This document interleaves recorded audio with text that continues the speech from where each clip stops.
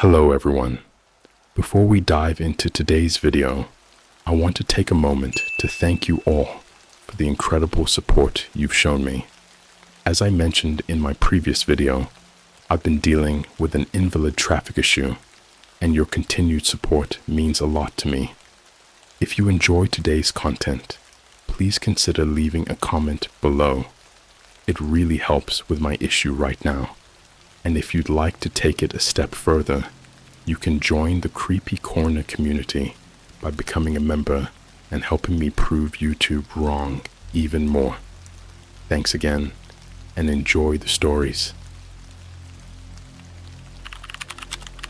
I found a dark web stream where people pay to watch haunted houses. The next location is my home. Alright. So this is going to sound totally nuts, and honestly, I still don't even know if I believe it myself. But here we are. Let me start from the beginning, because I need to get this off my chest, and maybe someone out there will know what the hell is going on.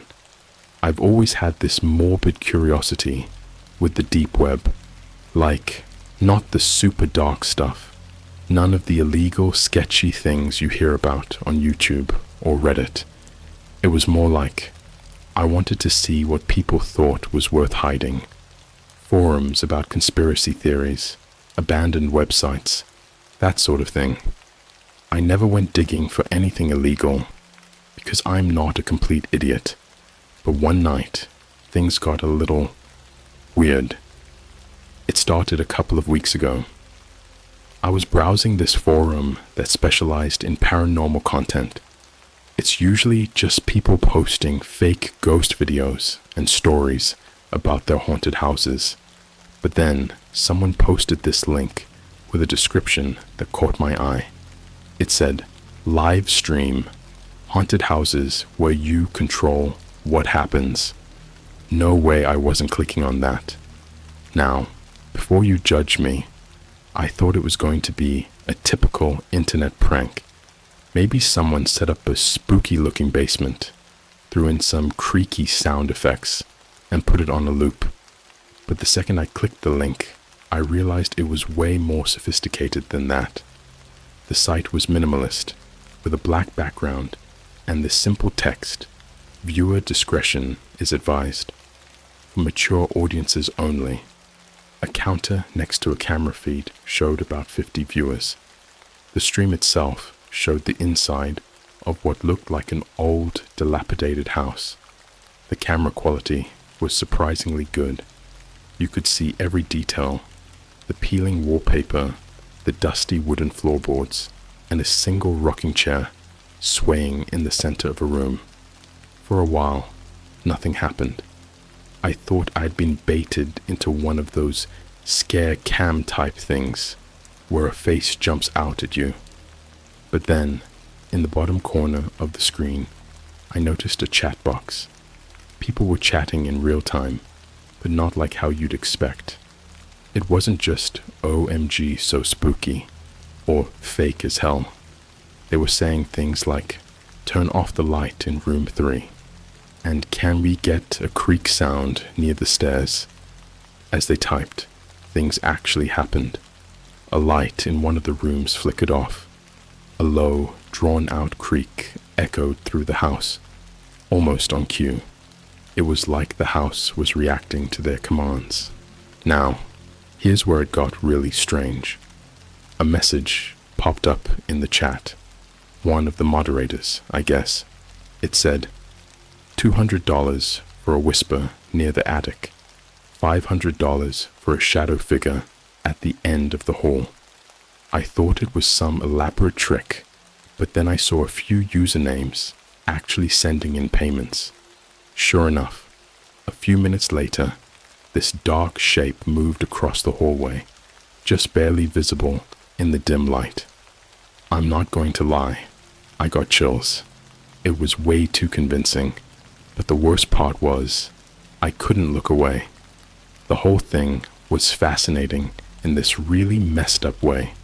I mean, who pays hundreds of dollars just to see a chair move or hear a creepy voice? But people were eating it up. I was lurking in the chat, trying to figure out how they pulled this off.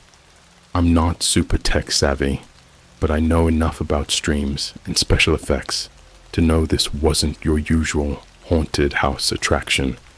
It was too interactive, too realistic. And then, one of the usernames caught my eye. It was just a string of numbers, but I recognized it. I swear, I had seen the same username on a totally different forum a few weeks ago. They'd been talking about testing something new, but I didn't have time to think about that because a new message popped up in the chat from the mod. New location coming soon. Bid to vote. Beneath that, 3 different addresses appeared on the screen, each in different parts of the country. But the third one, my heart skipped a beat. It was my hometown. Actually, not just my town, my street. My first thought was, it had to be a coincidence, right? There's no way this random haunted house site would choose my town. But then the bids started rolling in, fast. People were actually paying for this, throwing out hundreds of dollars like it was nothing. And the more they bid, the more specific the address got. My hands started shaking. I quickly closed the tab, telling myself it was just a fluke. Some kind of internet prank that hit a little too close to home. But when I woke up the next morning, I had an email. It was from some random address I didn't recognize, but the subject line made my stomach drop. Thanks for your interest. Stay tuned for the stream. I opened the email, and all it said was, location confirmed. My exact street address. Stream goes live in 5 days. Okay, I'm going to post this now because I need a break. I've been replaying that moment in my head, trying to figure out what the hell I've gotten myself into. I haven't told anyone yet, because, who would even believe me? But if this thing is real, if it's actually going to be outside my house, I need to be prepared. I spent the rest of that day in a daze, pacing back and forth in my apartment, checking my windows like some paranoid lunatic.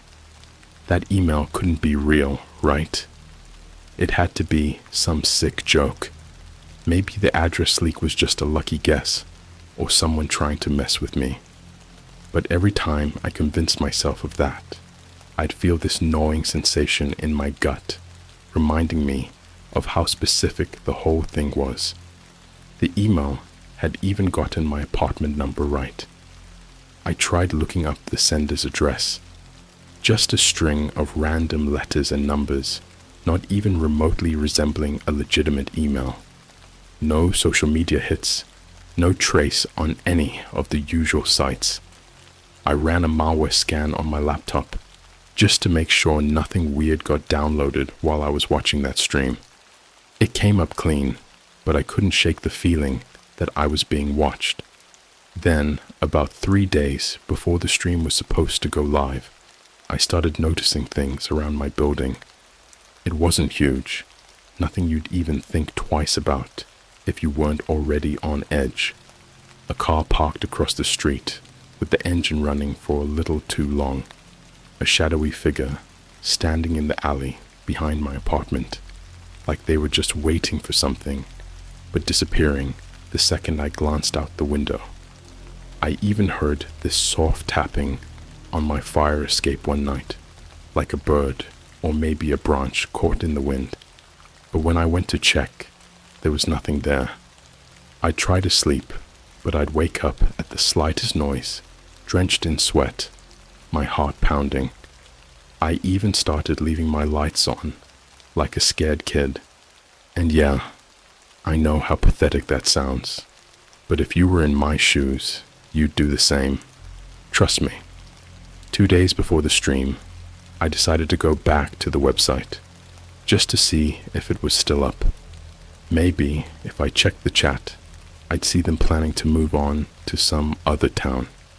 Maybe I'd find some clue that would let me brush this all off as a weird prank.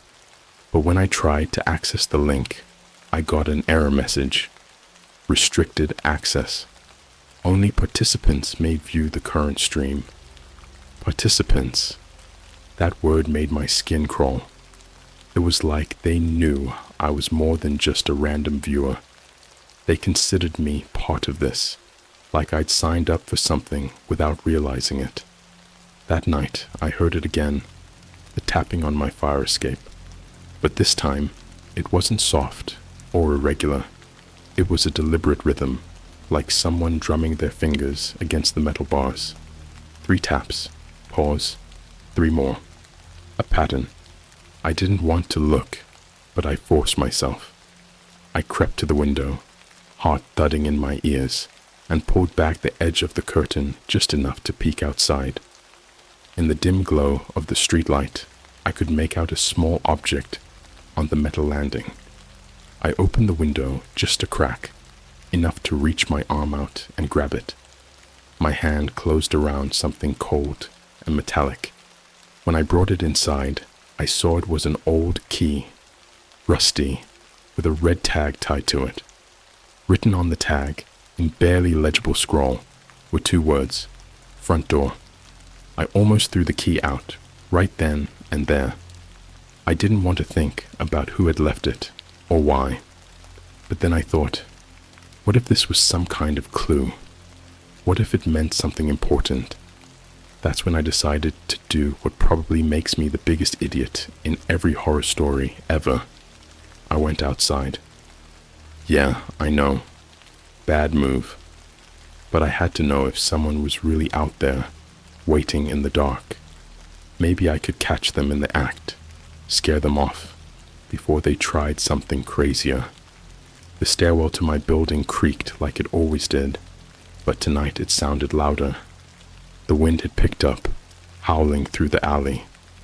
By the time I got to the front entrance, I was practically holding my breath, convinced I'd see someone lurking in the shadows. But there was no one, just the empty parking lot, the dim glow of a nearby street lamp, and the usual quiet that hangs over a place like mine in the middle of the night. I stood there for a moment, the cold air biting into my skin, and then I heard it, the sound of static. It was faint, but distinct, coming from somewhere nearby.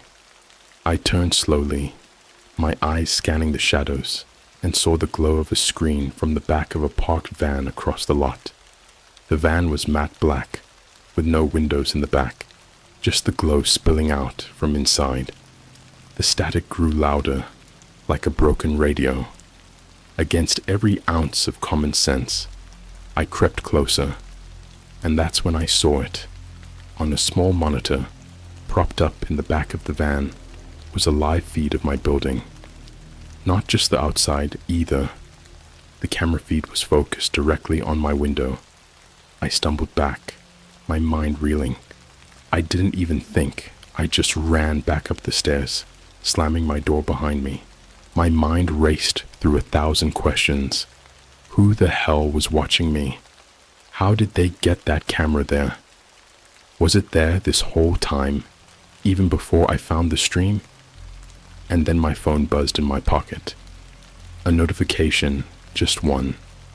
It was from that same anonymous email, the one that had told me about the stream. My hands were shaking so badly, I almost dropped my phone.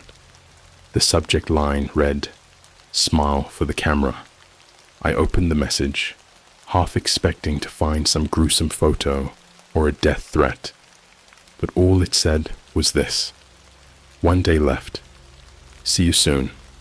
The key, the camera, the figures outside. They weren't just messing with me. This was a countdown. And if they were going live tomorrow night, that meant they planned on doing something in front of their audience. Something that would get their viewers to pay. I spent the rest of that night sitting in the middle of my living room, clutching a baseball bat, waiting for the sun to rise. Every creak of the building, every distant car horn, I flinched. But no one came inside. No one broke down the door. It's not like I slept, though. I kept thinking about that van, the way the static had buzzed through the quiet, the way that email had arrived right when I needed to see it. And then a darker thought crept in. What if they'd been watching me long before I ever clicked that link? It's the morning now, and I've barely eaten. The stream is supposed to go live tonight, and I have no idea what to do. I could go to the police, but what am I going to tell them?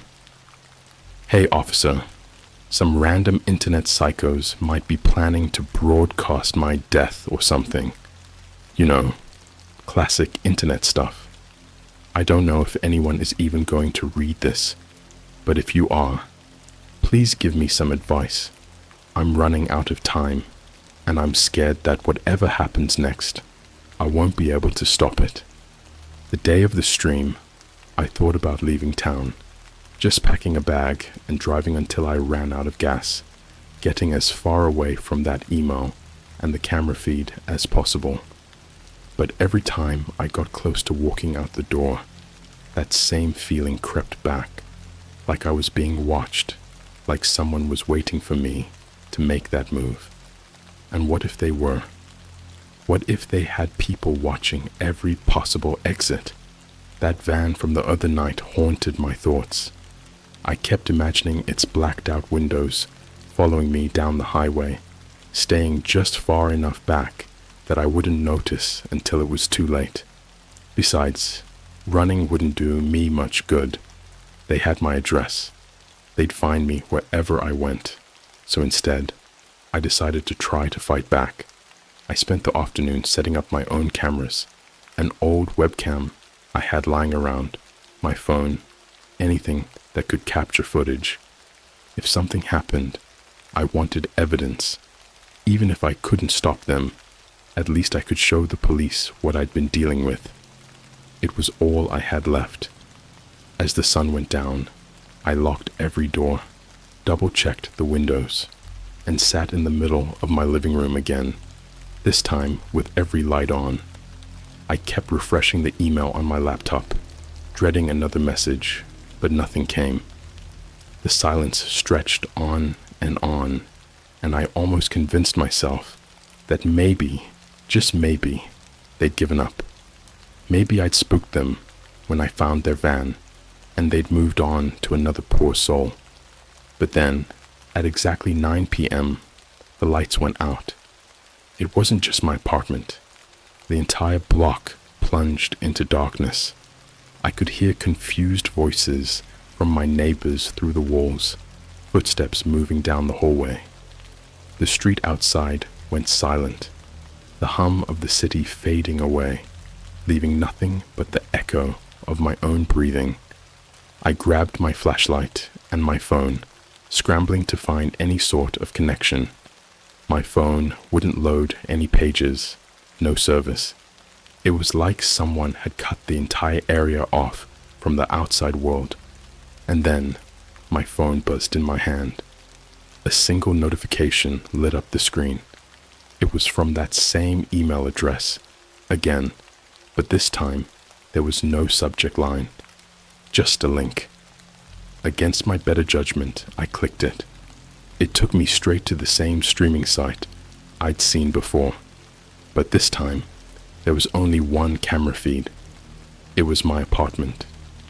The image showed me, sitting in the dark, flashlight in hand, staring at my phone. The view was from somewhere above, like they'd managed to place a camera right in the ceiling. My mouth went dry, and I felt my chest tighten. I whipped the flashlight around the room, scanning the ceiling for any sign of a hidden camera, but I couldn't see anything. Meanwhile, the stream chat started scrolling faster than ever, messages flying in, one after another. Look at him. He's freaking out, LOL. 100 for him to check the closet. Come on, I'll put $300 down if he turns off the flashlight. The worst part, it was like they could see me in real time, like the chat was directly reacting to everything I did. I kept thinking, how are they doing this? There had to be a delay, right? But the timing was too perfect. The responses too fast. It was like I was a puppet on a string, and they were pulling me in whatever direction they wanted. Then, one message caught my eye. $500 if he opens the front door. That was when the knocking started. A slow, deliberate knock, knock, knock on my front door, so loud it reverberated through the floor. I froze, my flashlight beam shaking as I aimed it at the entryway. The knocking came again, 3 steady taps. The chat went wild, the usernames laughing and spamming emojis like this was all just some game. My mind was racing. I could call the police, but I didn't have cell service. I could try to run for it, but where would I go in the pitch black? The knock came again, louder this time. My pulse pounded in my ears as I crept closer to the door, my feet barely making a sound against the wooden floorboards. The flashlight trembled in my grip as I reached the peephole. Slowly, I pressed my eye to it, expecting to see the van, or a person, or something that would at least make sense. But there was no one there, just the empty, dark hallway. That's when I noticed the chat had gone silent, as if every user was holding their breath at once. Then, a new message appeared from the moderator. "He's watching you. Look behind." I spun around, the flashlight beam sweeping through the darkness. For a moment, I saw nothing. But then, in the corner of the living room, I caught the outline of a figure. Just a shadow, darker than the rest, standing perfectly still. My heart nearly stopped. I backed up against the door, fumbling for the lock, but it wouldn't budge. My hand slipped on the metal as I tried to twist the knob. The shadow didn't move. It didn't do anything really. It just stood there, watching. The flashlight flickered, casting it in and out of view, and with each flash, it seemed to shift closer. I blinked, and suddenly, it was halfway across the room, its head tilting slightly, like it was studying me. I couldn't make out any features. No face, no eyes, just a void where a person should be. My mind screamed to look away, but I couldn't. My legs were frozen in place, my throat dry as sandpaper. And then, the chat lit up again. $1,000 for a scream. Make him run. Let's see some fear. That was when the figure moved, jerking forward with a twitchy, unnatural speed, like something in a badly stitched together video.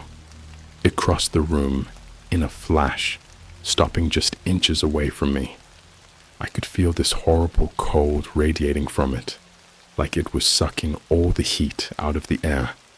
My flashlight died completely, plunging us into darkness. I don't know how long I stood there, paralyzed, barely breathing, hoping it would go away. But then, I heard the last message from the chat read out in a distorted, crackling voice, like it was coming from the walls themselves. "This is just the beginning. Smile for the next round." And just like that, the lights flickered back on. The figure was gone, leaving only a faint smell of burnt plastic. My laptop screen, which had been dead a moment ago, was now filled with a single line of text, bold and centered in the chat box. Stream complete. Stay tuned for part 2. I don't know what they meant by part 2, but I do know that when I checked my email again, there was a new message waiting for me. This time, it came with an attachment, a photo of me, standing in the dark, flashlight aimed at an empty doorway. But in the background, barely visible, was a pair of white, unblinking eyes staring out from the corner of the room where the shadow had been. The message said only one thing: "See you tomorrow."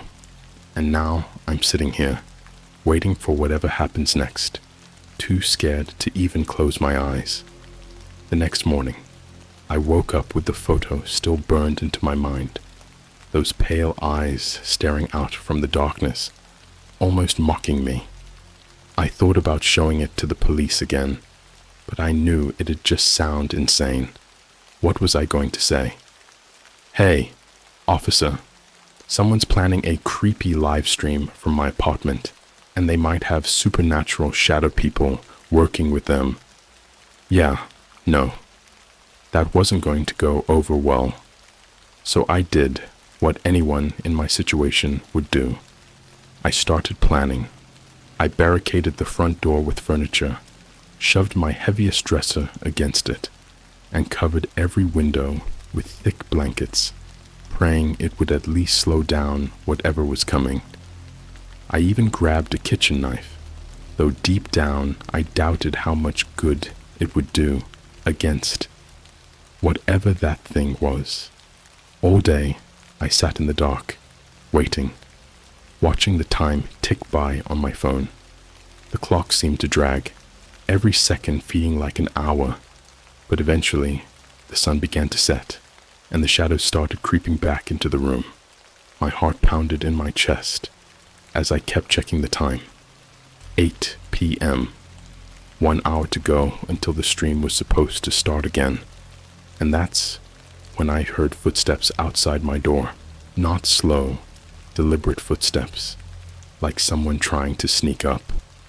These were quick and frantic, echoing through the hallway, like someone running for their life. I pressed my ear to the door, listening as the footsteps came closer, then stopped abruptly right outside my apartment. Then there was a voice, a low, raspy whisper that barely made it through the wood. "Let me in, please. They're coming.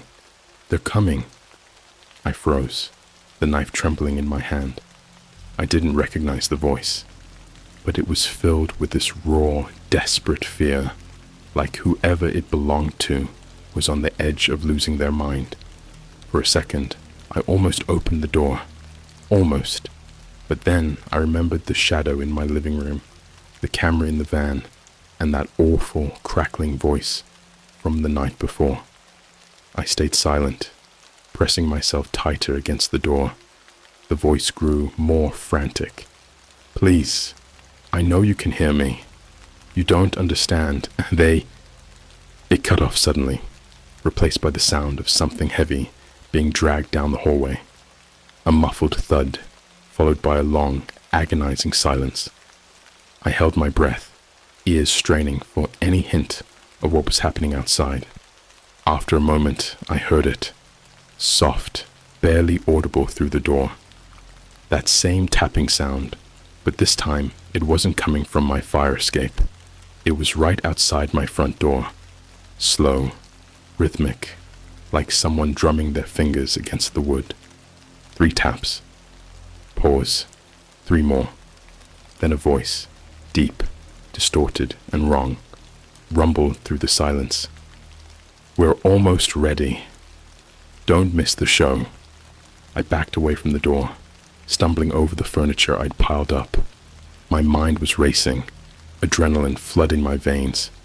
I grabbed my phone and tried dialing 911, even though I knew it wouldn't work.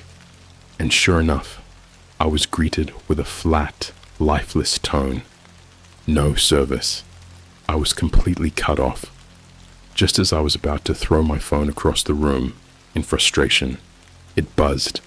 A text message from another blocked number. "Watch closely." Then, like clockwork, the power cut out again, plunging my apartment into darkness. But this time, it wasn't just the lights. My laptop screen flickered on without me touching it, and the stream came back to life. My apartment filled the screen again, only now the camera angle was different. It was closer, like the lens had zoomed in on my living room. The chat was back too, but now there were over 300 viewers, hundreds of people watching the live feed, reacting to every little thing. I could see their messages flooding in, lines of text racing by. "He's not alone anymore, is he?" Did you hear that outside? Who was screaming? $2,000 if he opens the door. They were bidding again, but this time they weren't just bidding for noises or shadows.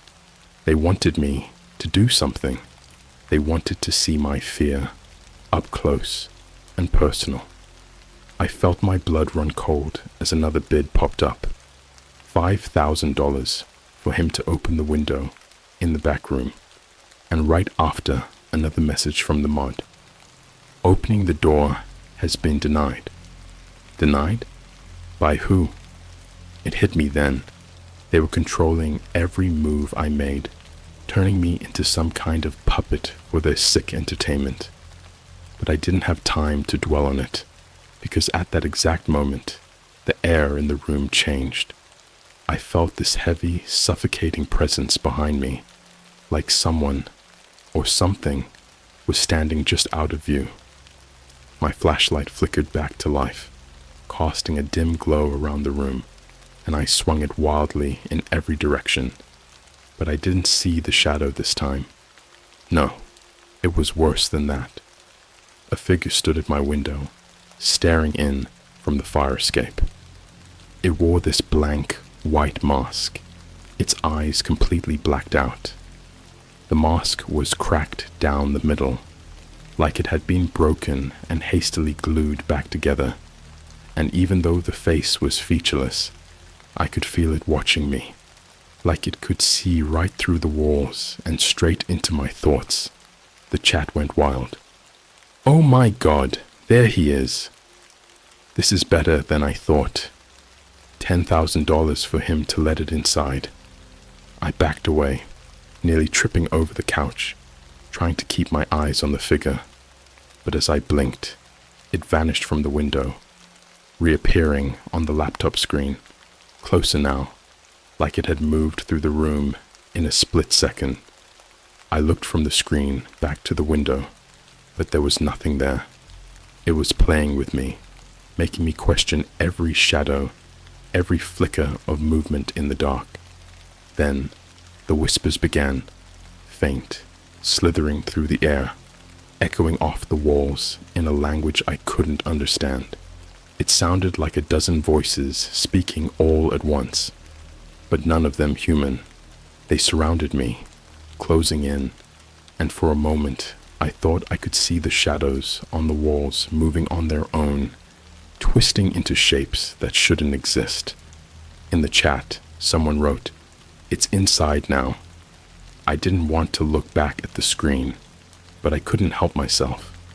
The live feed showed my own terrified face, sweat dripping down my forehead, eyes wide, and behind me, just barely visible in the corner of the frame, I saw it, the masked figure, standing in the shadows, its head tilted at an unnatural angle. It raised a hand, and even though the mask didn't have a mouth, I could feel it smiling. That's when my laptop speakers crackled to life again, the distorted voice cutting through the whispers. You can't escape the show. It's not over until we say it's over. My flashlight died again, plunging me into complete darkness. I fumbled for my phone, desperate for any light, any sense of where I was. But when I turned the screen back on, it showed a countdown timer. 00:59:59. 1 hour left until something. I don't know what. And the chat kept rolling, the users laughing, placing their bets, as if they knew exactly how this was all going to end. I'm trapped, surrounded, and I have no idea what happens when that clock hits 0. But whatever it is, I'm not sure I'll survive long enough to find out. The timer kept ticking down, each second dragging me closer to whatever nightmare they had planned. My mind raced through every possible scenario, but I couldn't focus on anything long enough to form a plan. I kept glancing at the dark corners of the room, expecting to see the masked figure or the shadow lurking in the edges of my vision, but nothing moved. It was almost worse that way, like I was being toyed with. teased by something that could strike at any moment. I checked the laptop screen again, hoping for some glitch, some technical error that might disrupt the stream, but the image was perfectly clear, capturing every anxious movement I made. And the viewers, they were still there, piling into the chat with each passing second, pushing the numbers up past 500, 600, even 700. I watched as the moderator posted another message. 50 minutes. Let's make this one count. Then something shifted behind me. A cold draft that made my skin crawl, like a window had been left open. But when I spun around, there was no window open, no source of the chill. Just that same heavy silence. I tried to steady my breathing, reminding myself that if I lost it now, I was done for. But then the sound came again, not from outside, but from inside the room. A low, dragging noise, like something heavy being pulled across the floor. My eyes snapped to the hallway, leading to my bedroom. The door, which I was sure I'd shut tight, now hung slightly open, just enough for a sliver of darkness to spill into the room. I could see my reflection in the glass of a picture frame on the wall, but there was a second shadow behind me, tall, unmoving. It was standing just out of the light. I didn't want to turn around. Every part of me screamed to keep my eyes forward, to stay focused on the timer ticking away on my phone. But I couldn't ignore the chat, scrolling past in a frenzy as the viewers egged each other on. He's in the hallway. $2,000 for him to go inside. What's behind the door? I tried to ignore them, tried to remind myself that it was all just a twisted game to these people. But then, the dragging sound came again, closer this time, and I realized that if I didn't face it, whatever was behind me would make the choice for me. With a shaky breath, I turned the flashlight toward the hallway. The beam cut through the darkness, revealing the open door, the shadows stretching out from beyond it. I forced myself to take a step forward, then another, each one feeling like I was sinking deeper into quicksand. As I reached the doorway, I felt the air shift again. The darkness beyond the threshold seemed thicker, like stepping into it would be stepping into another world. And then, from deep within that darkness, I heard a voice, a whisper, barely more than a breath, but it sounded like 100 different tones, layered together in an impossible harmony. It said my name. I nearly dropped the flashlight. It wasn't just saying my name, it was speaking it, like it had known me for years, like it had been waiting all this time. I wanted to run, but my feet were glued to the floor, my mind caught in a fog of terror. Suddenly, the laptop speakers crackled again, and the distorted voice from before came through, as if the whole house was wired into it. It's time to choose. Face it, or let it in. And as if in response, my phone screen flashed with a new message. Another text, from the same blocked number, but this time, it was a video file. I hesitated, but with the fear gnawing at me, I pressed play. The screen filled with footage of my own hallway, but not from the angle of my laptop feed. It was taken from inside the dark room beyond the door, looking out at me, standing frozen in the doorway. In the video, the camera zoomed in slowly, focusing on my face, capturing the raw fear in my eyes. And just before the video cut out, a shape moved past the lens. Fast, blurry, but definitely there. Something was inside that room, waiting. The chat erupted again, the viewers begging for more, demanding I step inside. But my instinct screamed the opposite. Get out, escape, break down the barricade if I had to. My legs finally unlocked, and I turned to run. But as I spun back toward the living room, I froze. The masked figure was there, standing right in the center of the room, between me and the front door. It was closer than before, close enough that I could see the small chips and scratches in the mask's surface. Its head tilted again, almost curious, like it was studying me, waiting to see what I'd do next. And in its hand, it held something, my spare key, the one I'd hidden under the flower pot outside. I didn't even have time to process it before the figure moved, its body snapping forward like a glitching video, covering the distance between us in an instant. I stumbled back, barely keeping my grip on the flashlight, and the figure stopped just inches away from me. I could hear its breathing now, deep and ragged behind the mask, and as it leaned closer, I realized it wasn't alone. The light flickered as the beam caught the edge of its mask, knocking it sideways.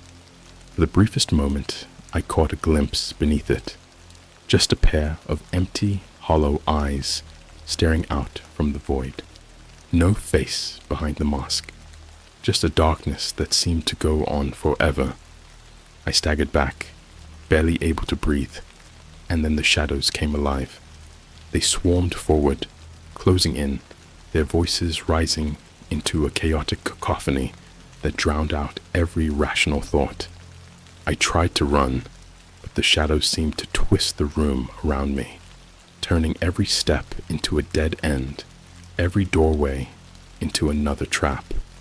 The last thing I remember is the sound of glass shattering, my flashlight slipping from my grip as I collapsed to the floor, the darkness swallowing me whole. And then, just as quickly as it started, the noise cut off, leaving a ringing silence in its place. When I opened my eyes, I was lying in the middle of my living room, the morning sun streaming in through a shattered window. The laptop was still on, but the stream was gone, replaced by a simple message: stream terminated. Thank you for participating. I stumbled outside, my whole body aching, and found the van gone. No sign of the masked figure or the shadows. It was like they'd never been there at all, like everything I'd experienced was just some twisted hallucination. But the scars on my arms, the scratches on the floor, those were real. It's been 2 days since then, and I haven't slept. I don't think I can, not after what I saw. I keep thinking about those eyes behind the mask, that endless void staring back at me. And sometimes, when the lights flicker or the shadows stretch a little too far, I think I can hear the static again, creeping through the silence. This morning, I got another email. It had no message, no subject, just a single attachment, a video file. I haven't opened it yet. I don't know if I want to, but part of me knows that no matter what I do, this isn't over. The file name just says Round 2, and somewhere, out there in the darkness, I know that they are watching. I was hired to film a Halloween haunted house for the dark web. There was something there the owners didn't know about. I'll be honest with you all. I've done some shady stuff for quick cash. Freelance gigs are unreliable, and sometimes you just need to pay the bills, you know. I'm not a filmmaker by any stretch, but I've got a decent camera and know my way around editing software. That's been enough to get me work filming weddings, local events, and even a few underground music shows. But this gig was different. I got the offer through one of those freelance forums that people don't talk about openly. It wasn't the usual Craigslist type post. This was more like the classifieds you find if you're looking for trouble. And the username that posted it was just a string of random numbers and letters. 57QF2WABT3 or something like that. The message was short. looking for someone to film an exclusive Halloween event. High pay, cash in hand, discretion required, serious inquiries only. I had some doubts. It smelled off, but the payment they offered was way more than I usually make in a month. It was enough that I could cover my rent and have some left over for once. So I replied with my contact info, trying to sound as professional as possible.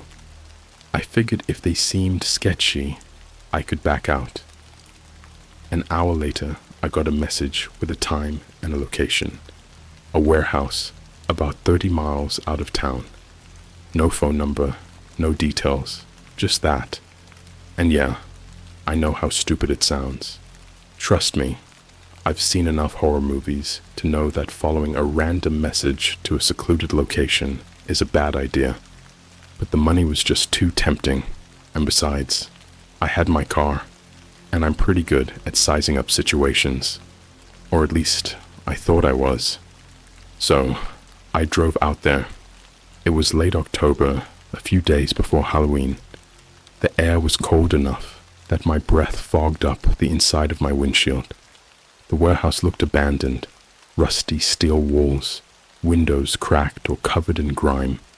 It sat at the edge of this sprawling field, surrounded by trees that looked like jagged silhouettes against the dim, overcast sky.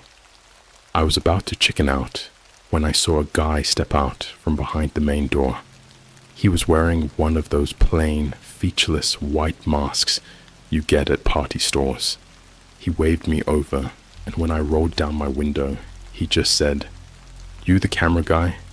His voice was muffled, but he seemed serious. I nodded, and he handed me an envelope through the window. It was thick, stuffed with cash. "Half now, half when it's done," he said. Then he pointed to the back of the warehouse. "Park around back and come inside. Don't talk to anyone, just film." And then he walked away without another word. Okay, yeah, I know this sounds like a setup for something illegal, but I checked the envelope, and it was real money, enough to put a serious dent in my debt. So I parked my car where he told me to, grabbed my camera, and headed inside. The warehouse was mostly empty, except for this maze of makeshift walls and partitions they'd set up, like a cheap haunted house. Fake cobwebs, mannequins in old Halloween costumes, plastic skeletons. The air smelled musty, like old wood and damp fabric, mixed with a faint scent of what I guessed was fake blood. I was expecting a few people working behind the scenes, but there was no one. Just those weird mannequins propped up in each room, posed in unnatural positions. They were all dressed in costumes, like some creepy family gathering. Then I saw him again, the guy with the mask. He didn't say much, just handed me a laminated badge with "Film Crew" written on it, and pointed to a narrow staircase. "Start upstairs, work your way down, film everything. You have until sunrise," he said. Then he disappeared into the shadows, like he was a part of them. I went up the stairs, which creaked with every step, and found myself in a small room, filled with more mannequins, arranged around a table like they were having dinner. Except their heads were twisted at odd angles, like they were listening for something. I tried not to let it bother me. After all, it was supposed to be a haunted house, right? I kept telling myself it was just some kind of edgy Halloween attraction.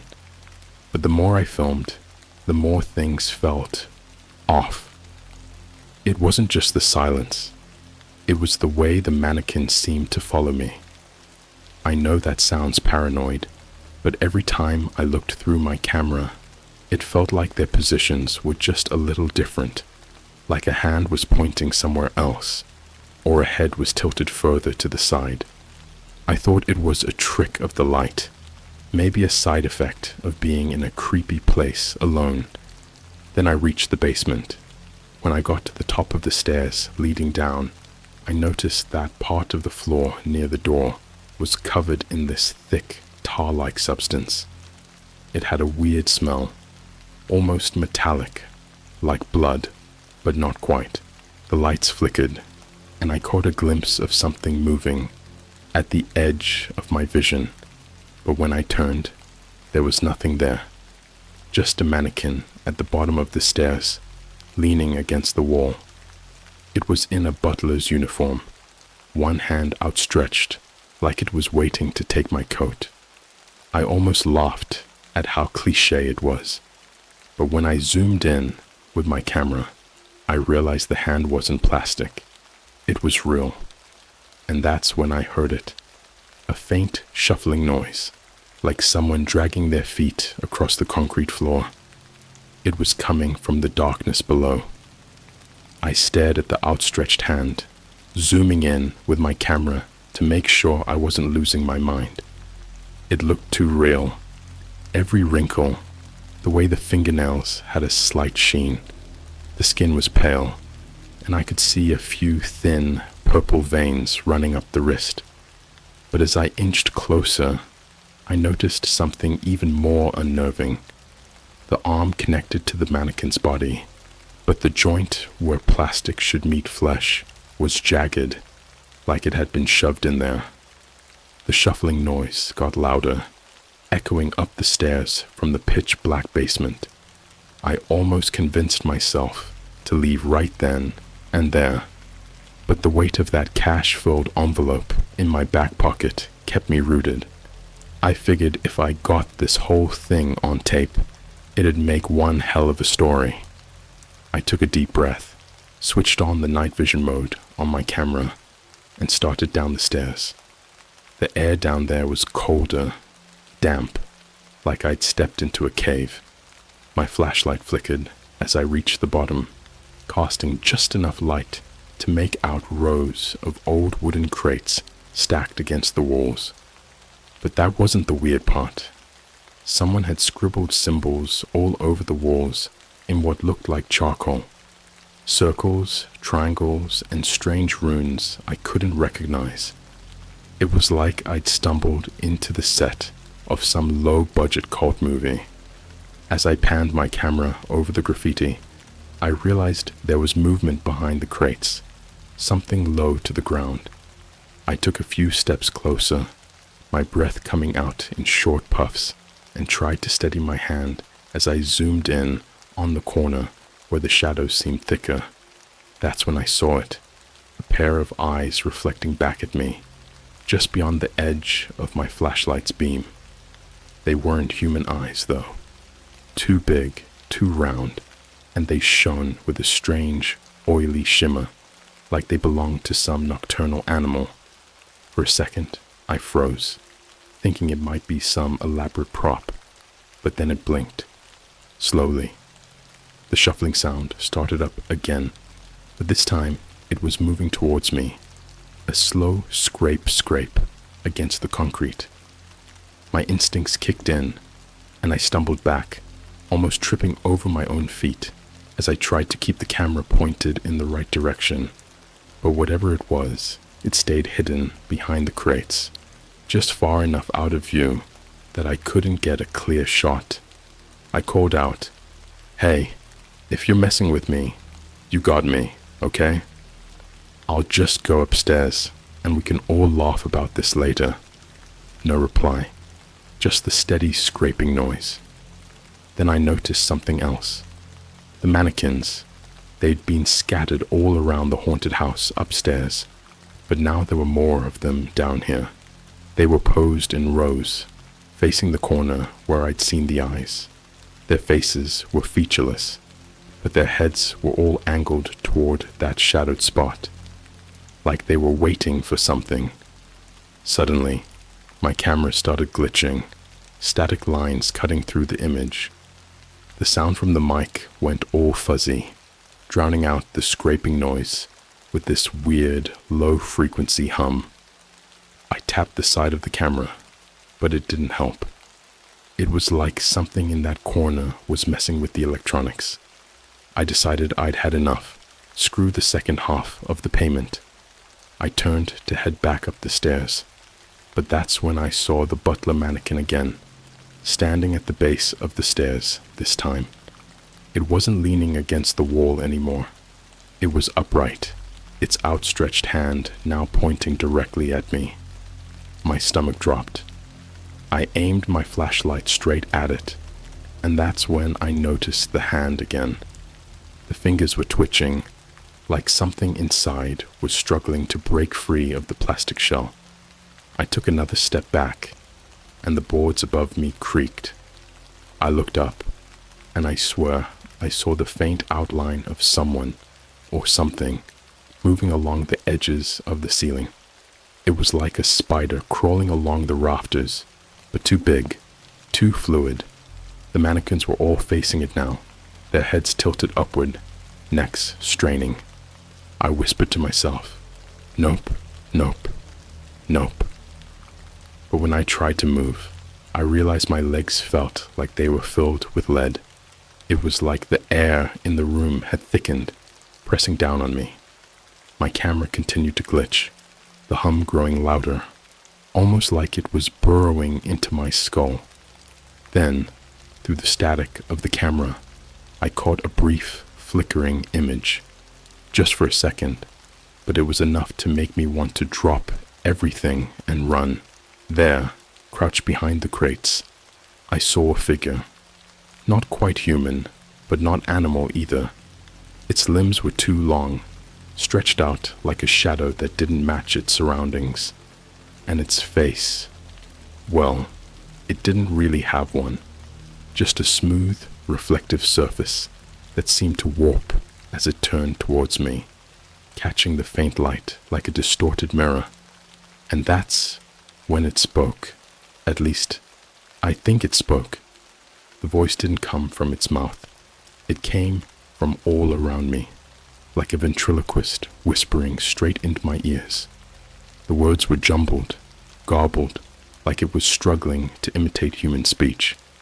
But one word cut through all the static and hum. Stay. My body finally unfroze, and I bolted up the stairs 2 at a time. I could hear the mannequins moving behind me, the creaking of their joints echoing through the darkness. When I reached the top, I slammed the door shut, breathing hard, my hands shaking so badly that I almost dropped my camera. The warehouse was still empty, but it felt different now, like the walls were closing in, the shadows darker, thicker, like they were waiting for something. I made my way back through the maze of rooms, passing by mannequins that seemed to have shifted again, their plastic hands now outstretched, like they were trying to touch me. When I reached the front door, I found another envelope taped to it, but this one wasn't full of cash. Inside was a note, handwritten in shaky letters. You saw it too, didn't you? Leave the tape and walk away. Don't come back. But here's the thing. When I turned back to look at the dark hallway leading deeper into the warehouse, I saw the faint glow of those oily eyes again, watching me. And this time, they weren't hiding. I left the note on the floor, clutched my camera like a lifeline, and ran out of there. I didn't stop until I reached my car. I threw the camera on the passenger seat, gunned the engine, and sped down that dirt road like the devil himself was chasing me. I wish I could say I never went back. I wish I could say I deleted the footage and put the whole thing behind me. But curiosity's a dangerous thing, especially when you think you might have evidence of something no one else has seen. I'll upload what I managed to record in a bit, but I'll warn you, it's not normal. And whatever that thing was, it's still out there.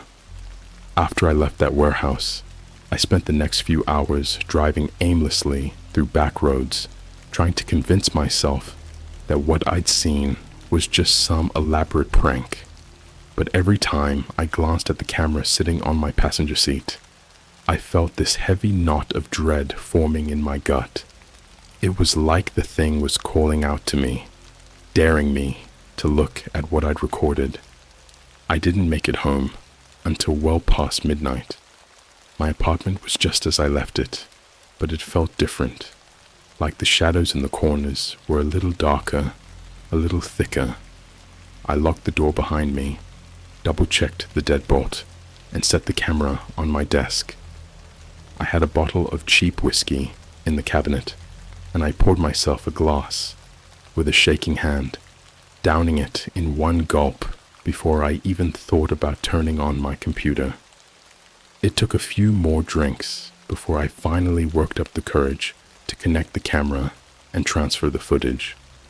When the files loaded up, I could see there were gaps, sections where the recording had glitched out, replaced with static.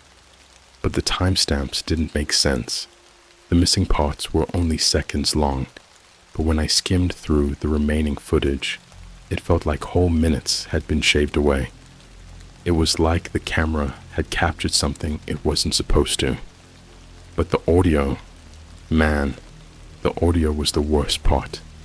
That low-frequency hum I'd heard in the basement was still there, running under everything like some kind of messed-up heartbeat. And buried beneath it, I could make out something else, whispering. It was faint, garbled, like a voice trying to push through layers of static. I turned up the volume, pressing my ear closer to the speaker, but the more I listened, the more I wished I hadn't, because the voice wasn't just random noise. It was saying my name, over and over again, in this slow, drawn-out hiss. I almost yanked the power cord out of the computer right then, but I forced myself to keep going. I skimmed through the clips until I reached the part where I'd seen the eyes in the basement. The screen went fuzzy for a second, and then there it was. Those oily, round eyes staring straight into the camera lens, reflecting back the tiny red light from my night vision. But there was something else, just at the edge of the frame, a shadowy shape, hunched over, its limbs twisted like they had been broken and then reset at the wrong angles. It stayed just far enough in the darkness that I couldn't make out any details. But when I paused the video, I swear I could see a sliver of that reflective, smooth face turning toward me, and even in the freeze frame, those eyes seemed to follow me wherever I moved. I shut off the video player, but I couldn't get the image out of my head. That thing, whatever it was, it knew I was watching, and it wanted me to know that it knew. I thought about deleting the footage, but a part of me, the part that still wanted answers, couldn't do it. Instead, I copied the files to a USB drive and tucked it into a drawer, then shoved the camera under my bed like that would somehow keep it contained. I figured I'd sleep on it, maybe figure out what to do in the morning, but sleep didn't come. Every time I closed my eyes, I saw those mannequins, their heads turning to track me as I ran through the maze of rooms. I kept hearing that voice, distorted and warbling, my name drawn out into this sickening, drawn-out echo. By 3 a.m, I gave up and decided to go for a walk, hoping the cold air would clear my head. I didn't realize I was being followed until I reached the corner store.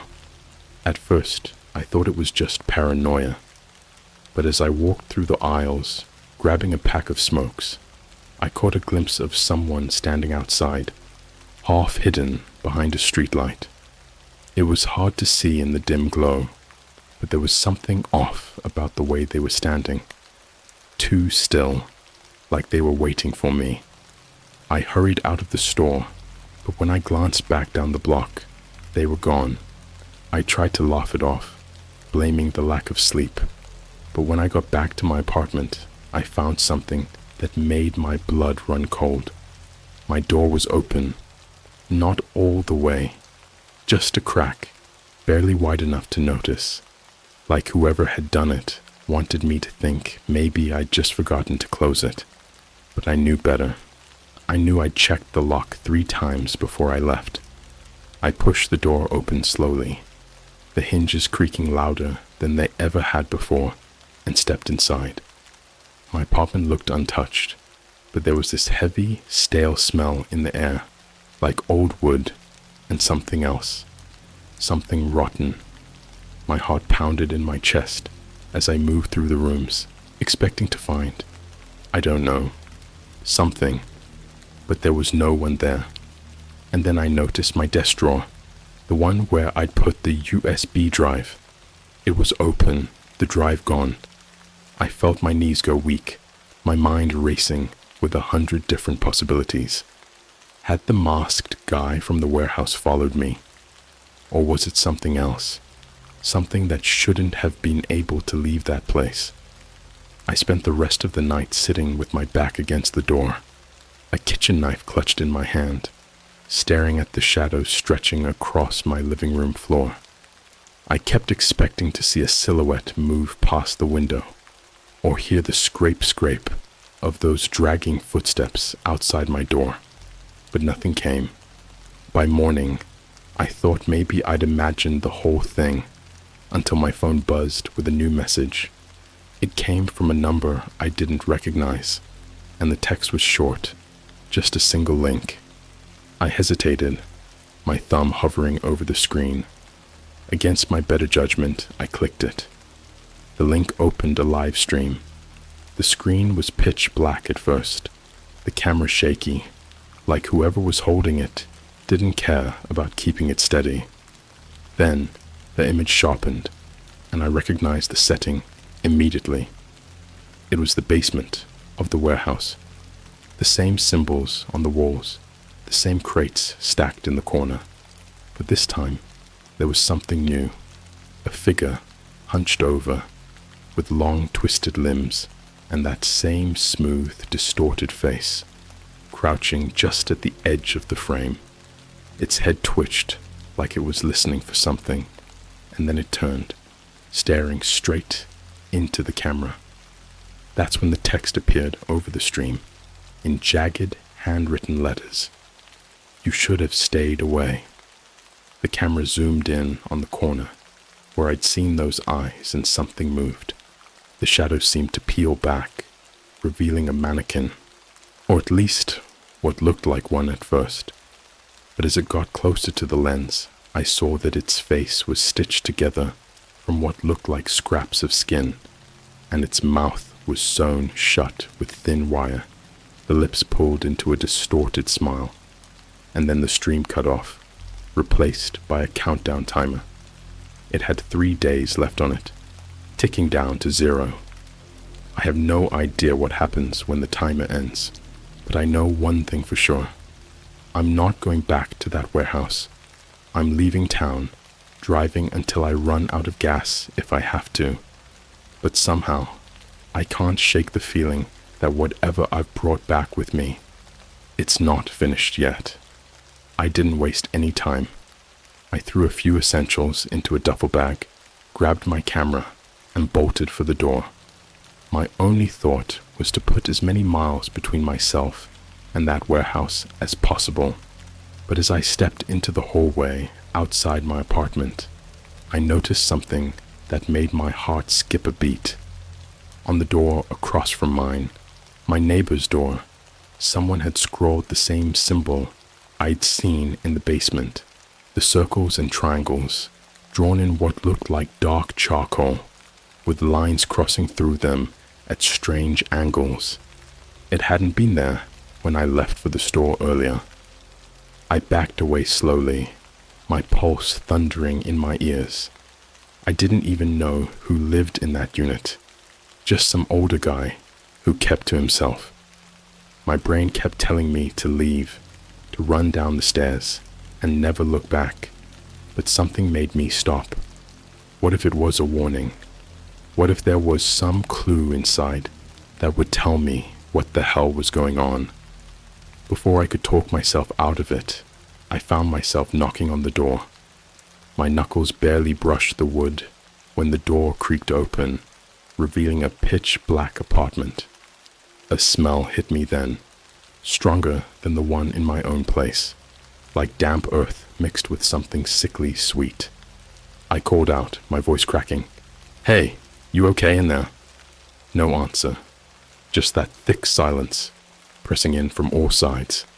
I fumbled for my flashlight, shining it into the darkness, and that's when I saw the figures. Mannequins, dozens of them. They were all crammed into the living room, leaning against walls, sprawled across the furniture, sitting in chairs, like guests at some twisted dinner party. Their faces were blank, but in the beam of my flashlight, I could see faint outlines, scratches where eyes and mouths should have been, like someone had tried to carve expressions into the plastic with a knife. And then I noticed something worse. One of the mannequins was moving.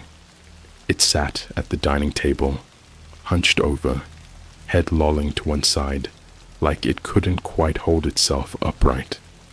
But as I took a step closer, the dim light caught a patch of skin peeking out from beneath the collar of its dusty jacket. Real skin, with veins, bruises, and a pattern of deep, livid scratches down its neck. My stomach twisted. It wasn't a mannequin. It was the old man, or what was left of him.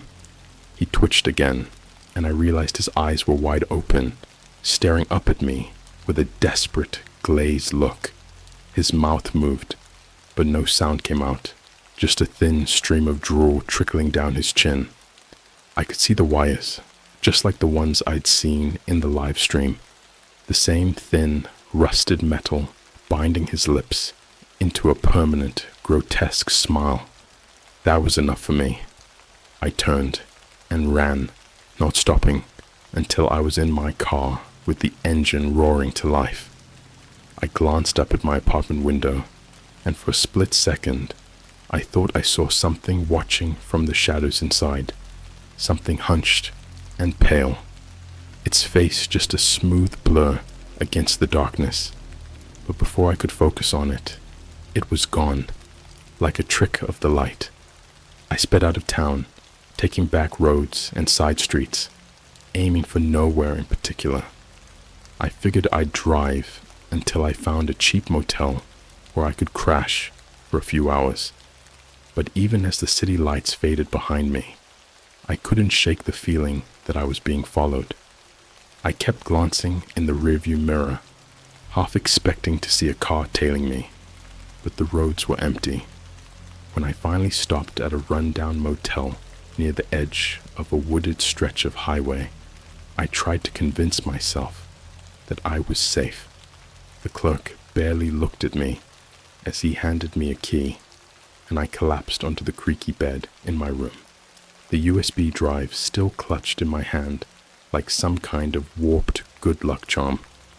But I didn't feel lucky. Not at all. I pulled out my phone, thinking maybe I could find some answers online, anything about the symbols, or stories about other people who'd seen something similar. But as soon as I unlocked it, I saw a new message waiting for me. It was a photo, no sender listed, just an image of me standing in the doorway of my neighbor's apartment, staring at that circle of mannequins. And in the corner of the photo, barely visible through the shadowy doorway behind me, was that same twisted figure. Its smooth face was tilted sideways, its eyes like two black pits, reflecting the flash of my phone's camera. I almost dropped the phone right then, but my brain kicked into overdrive. I scanned the room for anything out of place, any sign that someone or something had been there before me. The curtains fluttered slightly, even though the window was closed. I moved closer, my heart hammering in my chest, and that's when I noticed a faint outline pressed into the fabric. Like a handprint, but elongated, with too many fingers. My stomach twisted. I yanked the curtain shut, grabbed my camera, and locked myself in the bathroom, trying to put as many walls between me and whatever was out there. But the camera was buzzing again, vibrating against my hand. I glanced at the screen, hoping the batteries were just dying, but instead, the screen flared to life with that countdown. 2 days left. The numbers ticked down in perfect rhythm with the pulsing hum from the basement recording. But now, there was a new file on the memory card, one I hadn't recorded. I opened it, my hands shaking. It showed a shaky video feed, night vision grain washing everything out in a sickly green light. At first, I couldn't place the setting, but then the camera panned to the left, revealing the same twisted symbols scrolled across a dirty concrete wall. I recognized the place immediately. My motel room. The camera moved slowly, panning over the bed, across the chipped nightstand, and then toward the bathroom door, toward me. I turned off the camera, forcing myself to breathe slowly. There was no way this was possible. I hadn't heard anyone outside the door, hadn't seen any shadows through the motel window, but as I pressed my ear against the thin wood of the bathroom door, I heard something, a faint shuffling sound, like footsteps dragging across the carpet. I reached for the knob, twisting it open just a crack, and peered into the room beyond. It was empty, but the camera was lying on the bed, facing the bathroom, recording, and then the motel room phone rang. The sound was deafening in the silence, rattling through my skull. I picked up, hoping against hope that it was some kind of prank call, but there was no voice on the other end, just that low, distorted hum, louder now, like it was right there in the room, with me. Then a whisper, cutting through the static, clear and precise. "Time's running out." I dropped the phone, backing away until I hit the tiled wall behind me, and tried to focus on what little I had left to figure out what was going on. But then I noticed something on the screen of the camera, something that hadn't been there before. A message, scrawled in the same jagged writing as before. "It's never just one place." And behind me, in the mirror's reflection, I saw a shape shifting in the dark, a twisted silhouette with 2 long limbs, leaning out from behind the shower curtain. Its smooth, featureless face slowly turned toward me, the oily shimmer of its eyes catching the dim bathroom light. I ran. I didn't even stop to grab my things. I sprinted out of the motel room, jumped into my car, and drove until the gas tank was nearly empty, until the forest swallowed up the sky and the road turned into gravel beneath my wheels. But no matter how far I go, I can't shake the feeling that it's still there, waiting in the dark, counting down the seconds until it catches up. And the worst part, I think it's been following me for longer than I realized, long before the warehouse, long before the message on that shady forum, maybe even years.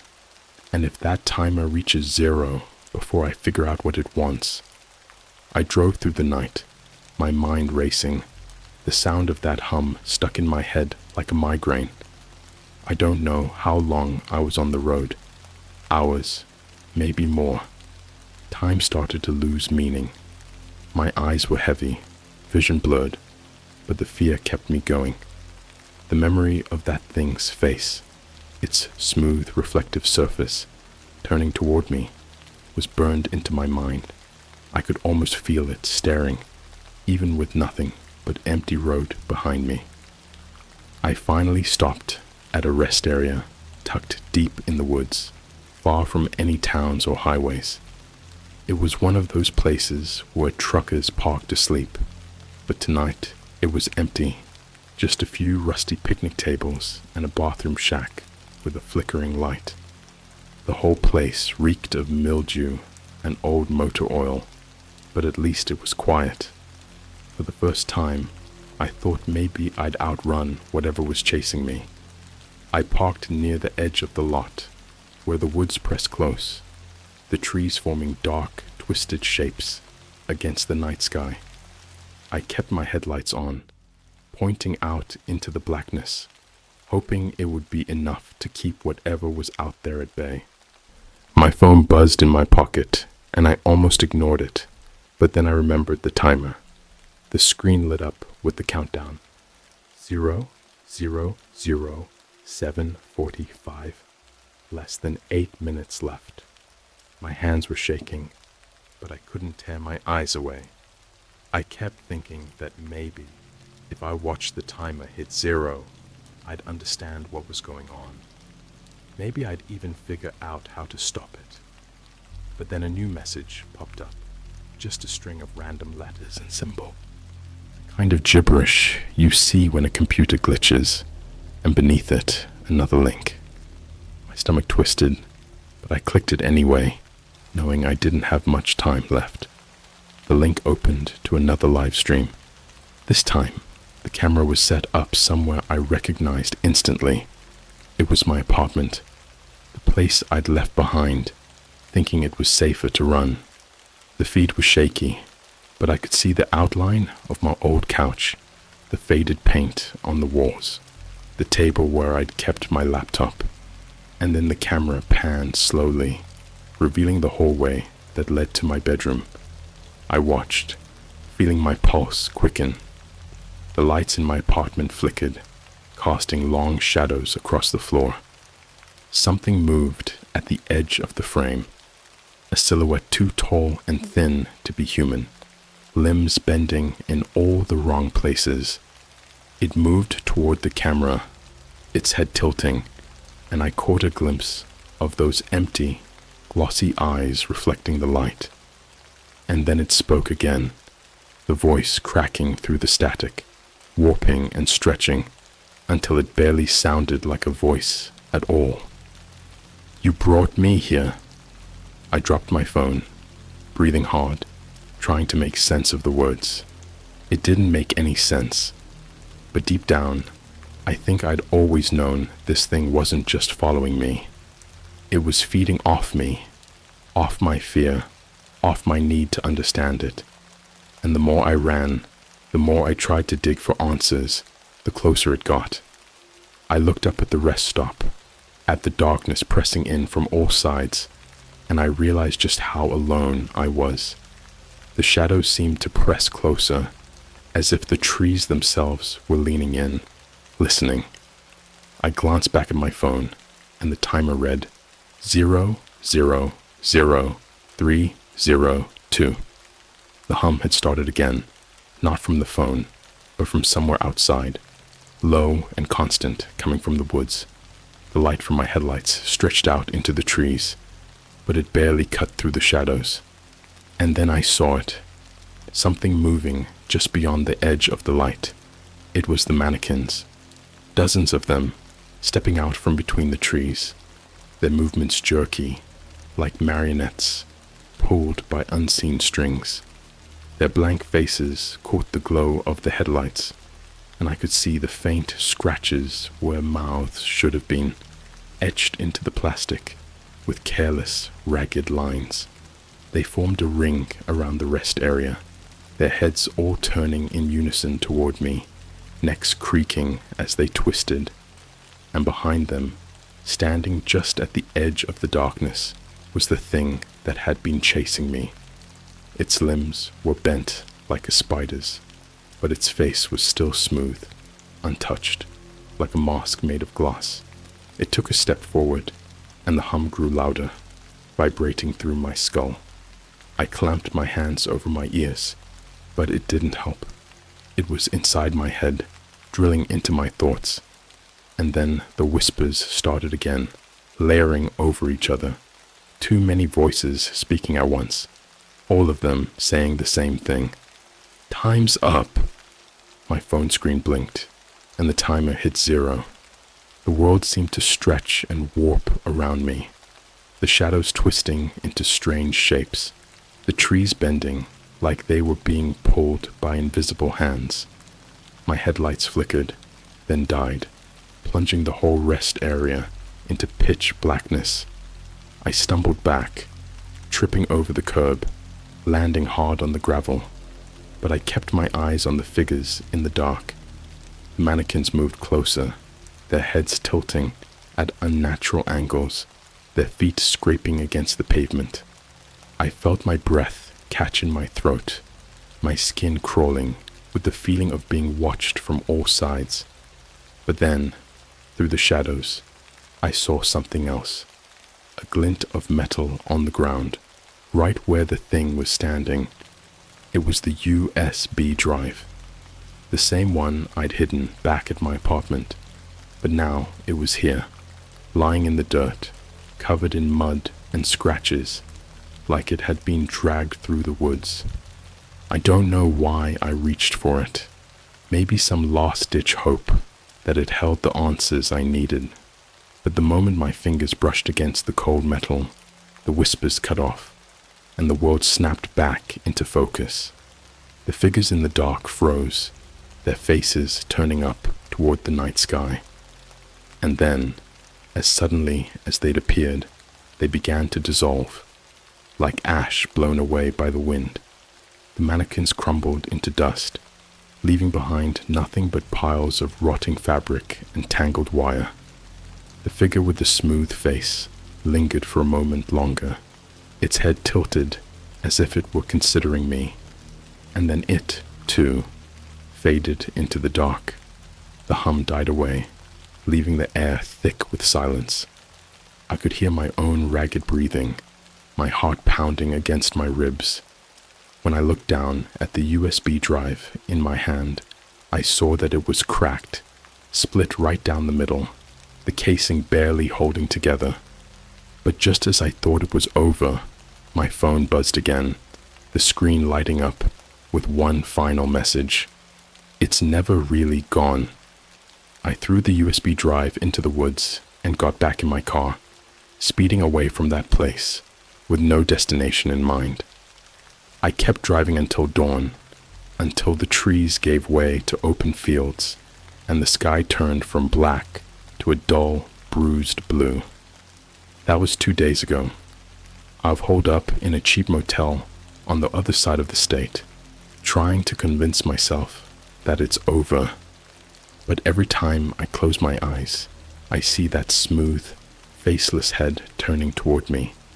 And sometimes, in the quiet hours before dawn, I swear I can hear that hum again, buzzing just beyond the walls.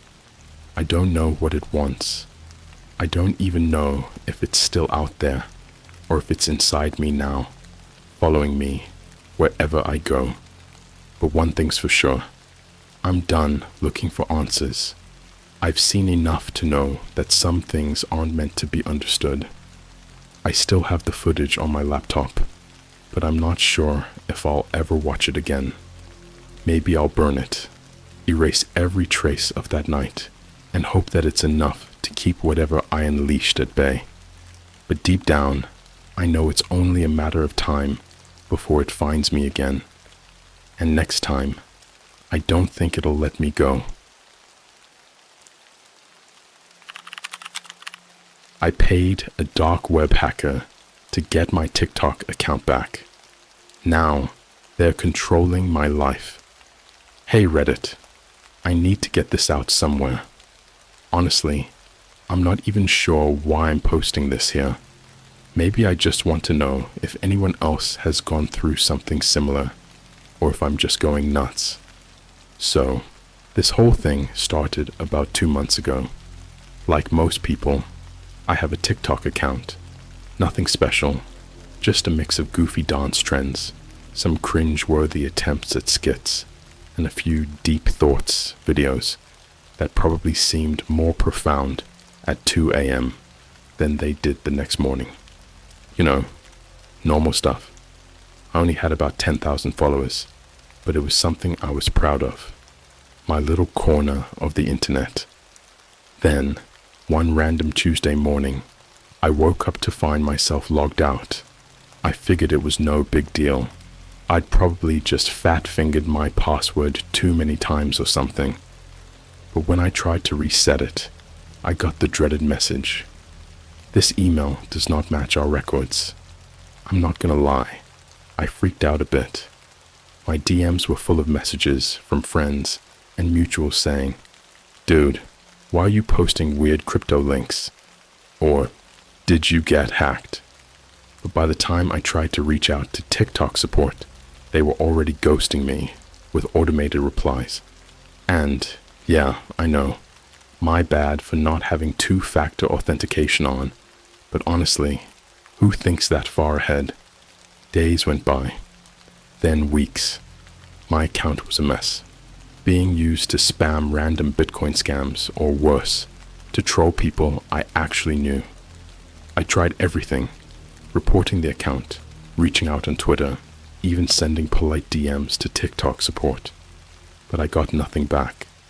It felt like I was shouting into a void. Then one night, I got a message on Instagram from a random account with a bunch of numbers and underscores in the name. It said, "I can help you get your account back. Interested?" I'm not proud of it, but I was desperate. Like, I knew it was a bad idea. I've watched enough scammy YouTube videos and sketchy internet documentaries to know that random offers like this never end well. But something about how they worded it, like they knew exactly what had happened, made me bite. I messaged them back, and that's when things got weird. The person on the other end called themselves Ghostbite. Yeah, I know. It sounds like a cheap thriller movie name, but I wasn't really in a position to be picky. They asked for some details about my account, and then dropped the bomb. "It's gonna cost $200 in Bitcoin. Pay now, and you'll be back in control by morning." It felt sketchy as hell, but I was already losing sleep over this whole thing, so I figured, what's the worst that could happen? Either I'm out $200, or I get my account back. I went to one of those Bitcoin ATMs in the back of a gas station. Yeah, they really exist. Transferred the money and sent Ghostbite the confirmation. They replied with a thumbs up emoji and said, "You'll hear from me soon." Honestly, that night, I felt like an idiot. But when I woke up the next morning, I had an email from TikTok. It said, "Your password has been reset. Welcome back." And just like that, my account was mine again. It was clean. No more spammy links. No weird crypto posts. Everything was exactly how I left it. I was pumped, but I couldn't shake this weird feeling in the pit of my stomach. It was like the calm before a storm, you know. But at the time, I thought, hey, maybe I'm just being paranoid. I even considered messaging Ghostbite to thank them, but something told me not to. Maybe it was the fact that they never asked for my email or any real account info, but somehow got it back from me. It was like they already had access to things they shouldn't have. I should have just moved on, deleted my account, cut my losses, but I didn't. And now, I think that's the biggest mistake I've ever made. So, my account was back, and I tried to settle back into my usual routine, posting dumb skits, doing a few trending dances, you know, the usual stuff. I thought things would go back to normal, but they didn't. In fact, they got way, way worse. The first sign that something was off came about a week later. I was at home, lying on my couch, doom scrolling like always. My phone buzzed, and I saw a message pop up from an unknown number. It was just one line. "You should be more careful with your password next time." I froze. My mind immediately jumped to Ghostbite, but then I tried to brush it off. Maybe it was just a prank, someone messing with me. But how did they get my number? I kept thinking about all those stories of people getting their information leaked online, but I tried to convince myself it was a coincidence. Still, it gnawed at me. I replied, "Who is this?" but got no answer. I stared at my phone for a while, feeling that creeping unease again. Eventually, I convinced myself it was a random troll. I went to bed, but sleep didn't come easily. The next morning, when I opened TikTok, there was a new video on my account. I hadn't posted it. It was just a 15-second clip of my bedroom, like someone had taken my phone and recorded a video of where I sleep. My heart almost stopped. The angle was weird, like it had been recorded from the corner of the room, low to the ground, almost like someone crouching. I freaked out, deleted the video immediately, and checked the door to my bedroom. Locked, like always. I tore through my apartment, checking every window and door, but everything was secure. I live on the 3rd floor. No fire escapes. No way for anyone to get in. It made no sense. I texted a few friends about it, trying to make it sound like a joke. But they all replied with things like, "LOL, weird flex, bro," or "Did you stage it for clout?" It felt like no one was taking me seriously. I kept telling myself that maybe I'd accidentally recorded it and just didn't remember. Maybe I was sleepwalking or something, but deep down, I knew that wasn't it. That night, I started hearing noises. It sounded like a faint tapping coming from the other side of my bedroom wall. At first, I thought it was just the pipes, or maybe the neighbors being loud, but the rhythm was too deliberate, like someone tapping in a pattern. 3 taps, pause, 3 taps, pause. I got up and pressed my ear to the wall, but as soon as I did, the tapping stopped. I stood there, straining to hear anything, but it was like the whole building had gone silent. Just my own breathing, loud in my ears. I pulled away, my heart racing, and tried to laugh it off. I even sent a joke text to my friend. "Looks like I've got ghosts in my walls, LOL." But nobody replied. The next morning, I woke up to another video on my account. This time, it was a clip of me, sleeping in my bed. Just a few seconds, but enough to show me lying there, totally unaware. The angle was the same as before, low to the ground, like someone was crouching in the corner. My breath caught in my throat. My hand started to shake as I deleted it.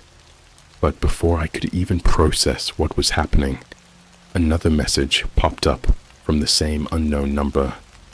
"Why'd you delete it? I thought you'd appreciate the reminder." My mind was racing 1,000,000 miles an hour. I wanted to believe that someone had hacked my phone, but how would they get videos like that?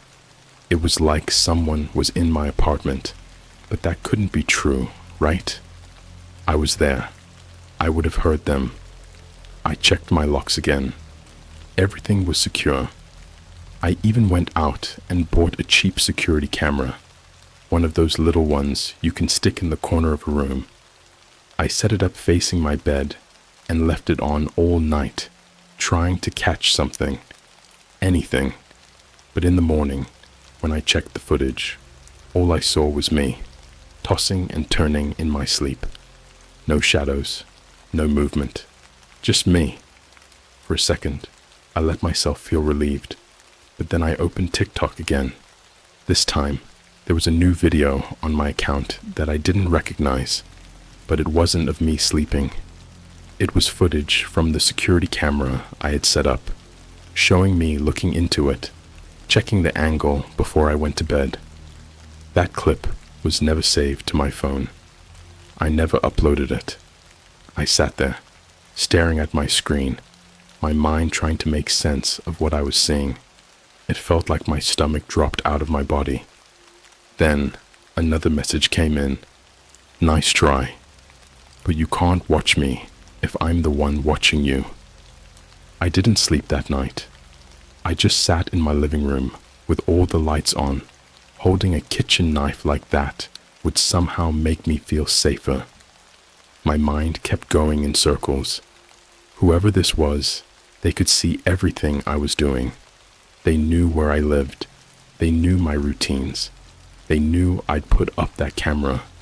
It's funny, right?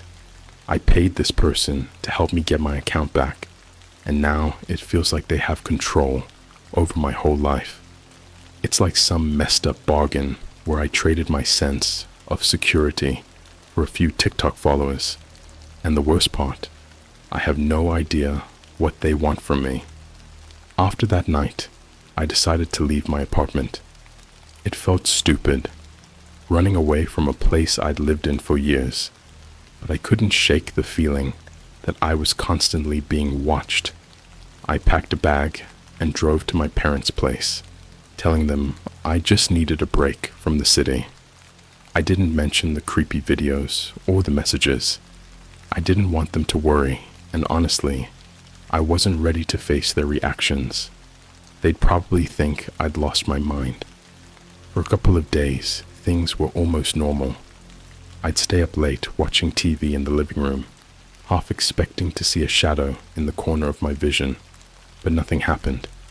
I kept my TikTok account on lockdown. No new posts, no logging in.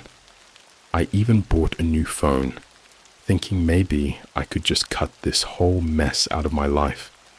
Then one night, my new phone buzzed. It was around 2 a.m., and I was in that half awake, half asleep state where everything feels a little too real. When I checked it, there was a notification from TikTok. Not my old account, the new one I'd set up just to lurk while I tried to forget about everything. It was a message from Ghostbite. You can run, but you can't hide, buddy. My blood ran cold. I hadn't given this new account to anyone. Hell, I hadn't even posted a single thing on it yet. But somehow, they'd found me. I could barely breathe. It was like the walls were closing in around me, even here, miles away from my apartment. I didn't reply. I just deleted the app entirely, wiped my phone, and sat there in the dark, trying to convince myself that maybe it was all just some elaborate prank. But then my mind wandered back to the videos, to those clips of me sleeping, recorded from inside my own room. That wasn't something you could just fake. Someone had been there, in my apartment, watching me. The next morning, I went back home. Yeah, it seems dumb, but it felt like I had no choice. I wasn't going to let some internet creep drive me away from my own place. Besides, I thought maybe it was time I got serious about finding out who was behind this. I started digging through all the messages I'd gotten from Ghostbite, looking for any clues, any hints, but there was nothing. Just that same smug attitude in every text, like they knew they had me exactly where they wanted. That night, I sat in my apartment, staring at my computer screen, going through message boards and forums about internet stalking, hackers, and the deep web. I came across a thread about people who had been targeted by hackers who were using their own devices against them. But most of those stories ended with people losing money, or maybe their social media accounts. Mine was different. The power suddenly cut out. The hum of my refrigerator died. The lights went dark, and the soft glow from my computer vanished. It was pitch black, and I felt my way to my phone, turning on the flashlight. My hands were shaking, the beam bouncing all over the place as I moved through my apartment, trying to find the fuse box. Before I could even reach it, my phone buzzed again, lighting up the darkness. Another message from that unknown number. You should keep a flashlight by your bed. Just a friendly tip. I froze, my mouth going dry. It felt like my skin was crawling, like 1,000 tiny bugs were crawling up my back. They knew exactly where I was, what I was doing. Then I heard it, a soft creak, like the sound of weight shifting on floorboards. It was coming from the hallway just outside my bedroom. I shone my phone's flashlight toward the door, but the beam didn't reach far enough. The darkness beyond my little circle of light felt thick, almost like it was pressing in on me. "Who's there?" I called out, trying to keep my voice steady. Silence. But then there was another creak, closer this time, like someone was taking slow, careful steps. My heart was pounding so hard I thought it might burst. I backed up into the living room, grabbing the kitchen knife I'd kept nearby just in case. My phone buzzed again. "You don't need that." My hand tightened around the knife. This had to be a joke. Someone was messing with me, trying to scare me into doing something stupid. But then, in the darkness, I saw something move. Just a shadow, a flicker at the edge of my vision, but enough to make me whip the flashlight in that direction. Nothing. Just the empty hallway, leading back to my bedroom. I called the police. My voice was shaking so bad that I could barely explain what was happening, but they told me to stay on the line. I waited by the front door, clutching the knife, my phone pressed to my ear. I kept expecting to see someone step out of the shadows, some figure lurking in the dark. When the cops finally arrived, they found nothing. No sign of forced entry, no evidence that anyone else had been in my apartment. They checked the windows, the locks. Everything was secure. I felt like an idiot standing there, trying to explain about the messages, the videos. They just looked at me like I was crazy. After they left, I found another message waiting for me. "Next time, don't call them. They won't find me." I threw my phone across the room, smashing it against the wall. It didn't matter. Even with the screen shattered, I knew they'd still be able to reach me somehow. I sat there in the darkness, my hands shaking, wondering how deep I'd dug myself into this hole. And then, for the first time, it hit me. Maybe this wasn't about the money, or my TikTok account. Maybe Ghostbite never cared about any of that. Maybe this whole thing had been about watching me lose control, watching me spiral. I couldn't prove it, but I felt it in my bones. Whatever was happening, it wasn't over. They were playing a game with me, and I was the one who put the pieces on the board. After that night, I stopped sleeping in my bedroom. I moved everything important into the living room and started sleeping on the couch, with the knife and my phone within arm's reach. Every time I heard a noise, I'd sit up, heart pounding, straining my ears for the sound of footsteps. But the worst part was the silence. That suffocating, oppressive silence that made me feel like the world outside had vanished, like I was the only person left on Earth. But even then, Ghostbite never let up. I started getting these emails. At first, they were just random strings of numbers and letters, like some kind of code. But then they became pictures, low resolution, grainy photos that made my skin crawl. The first one was of my building, shot from the parking lot. It was a little blurry, like it had been taken in a hurry, but you could clearly see my window on the 3rd floor. The next one was a picture of my front door. That one really got to me because the angle was dead on, like someone had been standing right in front of it. I even checked the timestamp on the email. It had been sent around 3 a.m. when I was awake, sitting on the couch, trying not to lose my mind. I never heard anyone at the door.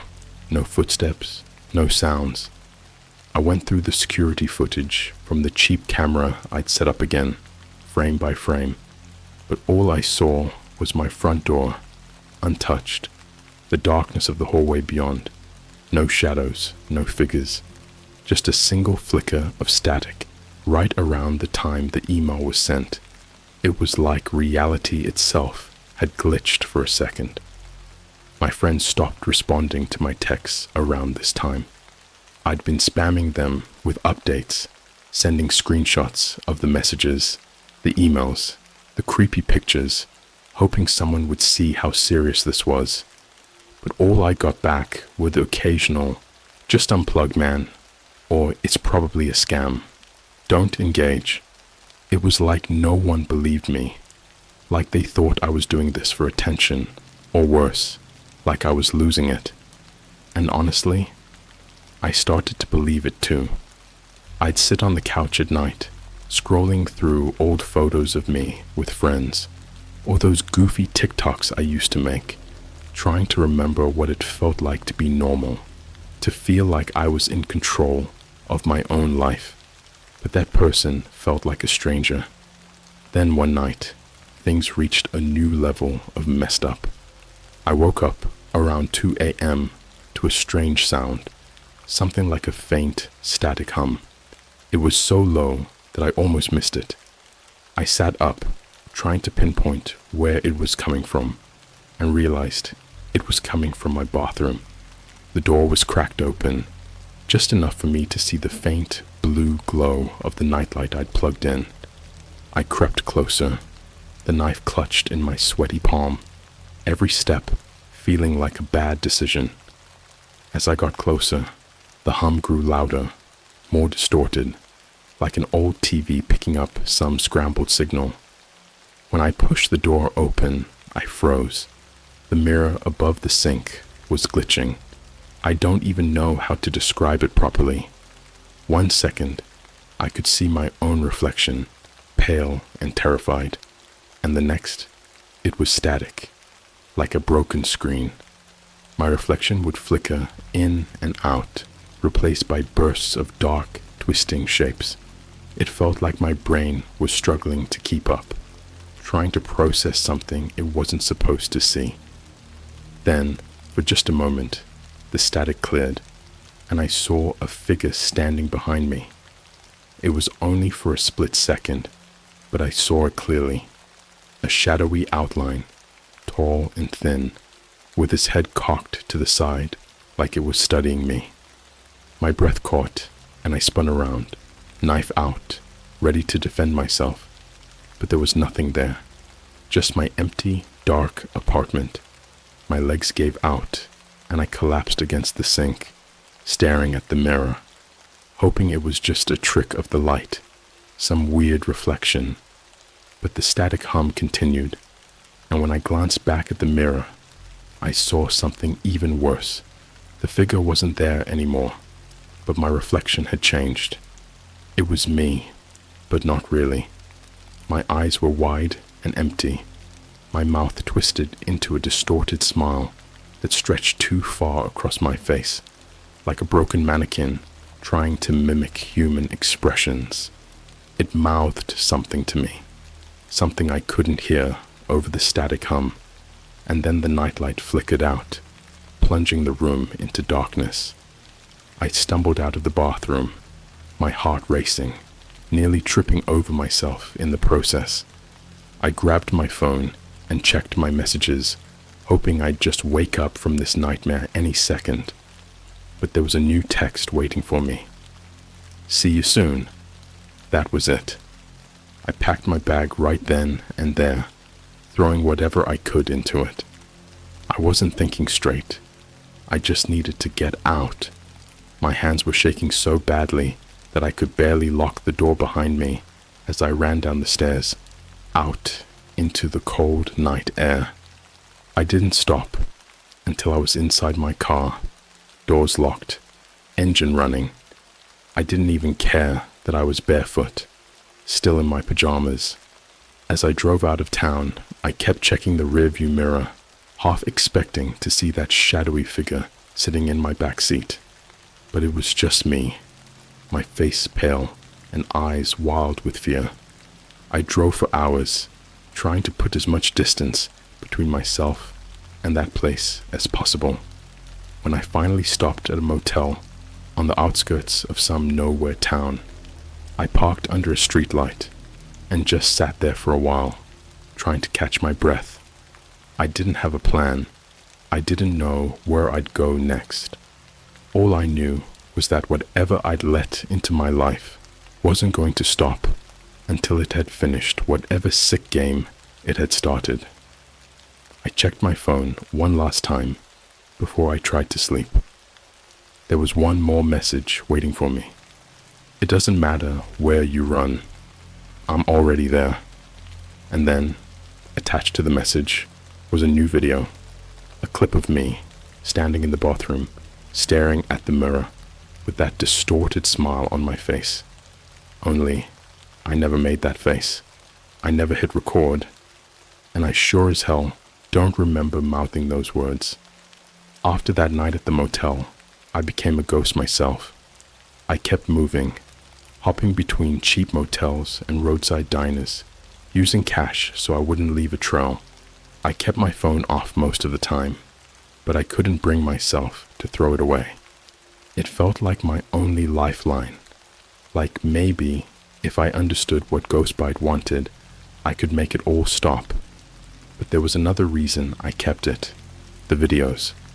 Every time I turned my phone on, there would be a new one waiting for me, like some twisted prize. They were always clips of me, brushing my teeth, staring blankly at my laptop. Even the moments where I broke down and cried in my car, it was like they could see everything, like they were right there, in every dark corner I couldn't see. The last straw came when I got a video that wasn't of me.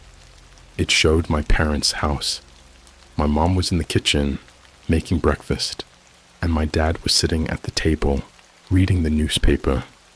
It looked so normal, so completely mundane, but all I could see was the threat behind it. I knew Ghostbite was trying to tell me they could reach anyone, anywhere.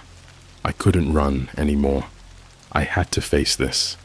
So, I turned my car around and drove back to my apartment. It was the first time I'd been back in weeks, and everything about it felt wrong. My keys rattled in the lock, and the door creaked open, revealing that familiar, empty space. Dust had settled over everything, like the place had been holding its breath while I was gone. The silence was suffocating. I set my phone down on the coffee table, turned on every light in the place, and waited. For what? I wasn't sure. But I had a feeling that Ghostbite was watching, that they wanted me to come back. An hour passed, then another. My nerves were fraying, and my thoughts were spiraling. I kept checking my phone, refreshing the messages, waiting for the next move. But this time, there was nothing. No cryptic texts, no creepy videos, just the steady hum of the electricity in the walls and the sound of my own breathing. Then, the TV turned on by itself. The screen crackled with static, a white noise that filled the room, making my ears buzz. My heart skipped a beat as the static faded, replaced by a familiar scene, my own living room. The same angle as the videos I'd been getting, but now it was live, showing me sitting there on the couch, clutching the knife in my hand. I stared at the screen, paralyzed, trying to make sense of what I was seeing. My reflection on the TV screen flickered, just like in the mirror that night, but this time it spoke. My own voice, distorted and warped, came through the speakers. "You brought this on yourself." I shook my head, backing away, but my voice kept coming through the speakers. It started recounting everything that had happened, every message, every moment of fear, every time I tried to run. It was like hearing my own thoughts thrown back at me, twisted into something that didn't belong to me anymore. The TV glitched again, and suddenly, the screen was filled with words, a message written in that same eerie, broken style. "You wanted control. Now you have none. Do you see?" It hit me then, what this whole thing was about. It was never just about the TikTok account. Ghostbite wanted me to feel powerless, like I was nothing more than a puppet, yanked around by invisible strings. And worse, I had invited them in. I was the one who paid them, who trusted them with my desperation. I'd opened the door, and now they were showing me what it meant to truly lose control. I grabbed my phone and shouted into the camera, "What do you want from me? Just tell me what you want." The screen went black for a moment, and then my own face appeared again. But it wasn't me. Not really. It was that twisted version of myself, with the empty eyes and that awful, too wide smile. It spoke, but its lips didn't move in time with the words. It was like watching a video with the sound lagging behind. "We're the same now," it said, in that garbled, nightmarish tone. "You'll never be alone again." And then the TV cut to a new video. It was my parents' house again. This time, the lights were out, and the footage was dark, almost impossible to see. But as I squinted, I caught a glimpse of something, a shadow moving through the hallway, something that wasn't supposed to be there. I felt my stomach lurch as I realized what it was showing me. Ghostbite wasn't just threatening me anymore. They were in my parents' house, right then, while I was trapped here, helpless and alone. My mind went blank with terror, the knife slipping from my hand and clattering onto the floor. I tried calling my parents, but the line just rang and rang, my pulse thudding in my ears. I screamed into the phone, begging them to pick up, but there was only that cold, endless ringing. I was sobbing by the time I hung up, my breath coming in ragged gasps. And then, as I sat there, broken and defeated, I received one last message. "You'll understand soon. Look behind you." I froze. My mind screamed at me not to do it, but my body moved on its own, turning slowly toward the empty hallway. For a moment, I saw nothing, just the same shadows and darkness that had always been there. But then, a shape shifted, stepping forward into the faint glow of the living room lights. It was my reflection, my own face, but stretched into that awful smile, eyes wide and empty. It stood there, just staring at me, like I was the one out of place, like I was the intruder. And then, in a voice that sounded like broken glass scraping across metal, it whispered, "Welcome home." The last thing I remember before I blacked out was that smile growing even wider, splitting open my face like a wound. When I woke up, the sun was streaming through the window. My phone was on the coffee table, the screen cracked but functional. The knife lay next to me, untouched. My apartment was quiet, as if nothing had ever happened. But I knew better. I could feel it, even now. Something had changed. Every time I look in the mirror, I catch a flicker, a shadow that isn't quite right, like something just out of sight. Sometimes when I'm alone, I feel that same presence, watching, waiting, smiling. I've stopped trying to run. It's like Ghostbite said, I'm never alone. They're with me, inside the shadows, inside the mirrors, inside my own mind. And maybe they always were. Maybe I'm the one who let them in, back when I thought I was hiring some hacker to solve a little social media problem. Now, I know the truth. Control is an illusion, and some things, once you invite them in, never really leave. I can't even bring myself to delete my TikTok account anymore. It's still out there, my little corner of the internet, but it doesn't belong to me anymore. Just like my life, my thoughts, my sense of safety, none of it belongs to me. It belongs to them.